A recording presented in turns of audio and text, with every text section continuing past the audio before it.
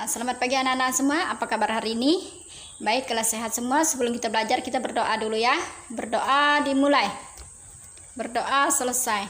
Nah, pertemuan kita kali ini Ibu akan membahas tentang sumber energi dan kedudukan serta peran dalam anggota keluarga. Nah, pertama-tama Ibu akan menjelaskan tentang sumber energi yang sering kita temui dalam kehidupan kita sehari-hari.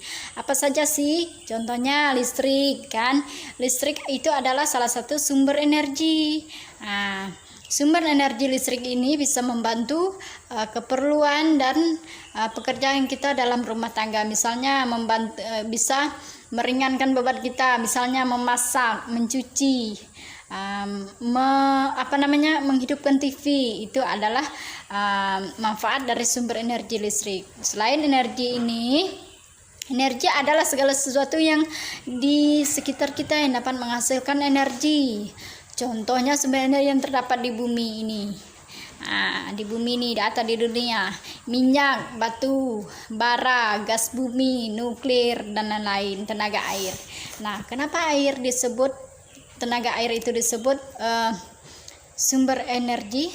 Karena bisa menghidupkan listrik juga. Yang sering kita dengar itu adalah PLTA, kan? Nah, selain itu juga air ini ketika kita mengkonsumsinya, air akan memberikan satu tenaga bagi tubuh kita. Nah, selanjutnya ada matahari. Nah, matahari merupakan sumber terbesar di bumi karena manfaatnya sangat banyak. Bisa membantu proses fotosintesis pada tumbuhan. Nah, bisa sinar matahari ini juga bisa mengeringkan pakaian dan bahan makanan lainnya. Nah, bisa menghidupkan listrik juga, yaitu yang biasa sering kita dengar adalah panel surya, kan? Nah, energi surya menjadi listrik biasanya. Nah, kemudian apakah energi listrik ini bisa habis? Tentu saja bisa habis kalau tidak kita hemat. Nah, contoh tadi listrik, kan? Bagaimana cara menghematnya? Tentu saja mudah cara kita menghematnya. Misalnya mematikan lampu ketika tidak menggunakannya lagi, atau mematikannya ketika siang hari. Nah, kemudian selanjutnya ada air juga bisa habis kalau tidak kita hemat. Bagaimana cara menghemat air? Mematikan keran ketika tidak sedang kita gunakan. Nah, juga gunakanlah airnya seperlunya saja, kan? Nah, kemudian peran kita dalam anggota keluarga itu bermacam-macam, berbeda-beda. Peran ayah itu, yaitu sebagai ayah, itu mencari nafkah, mengayomi, melindungi anggota keluarganya. Kemudian peran ibu, mengajar anak-anaknya, mendidik anak-anaknya, memasak, mengurus rumah tangga. Itu ada peran seorang ibu.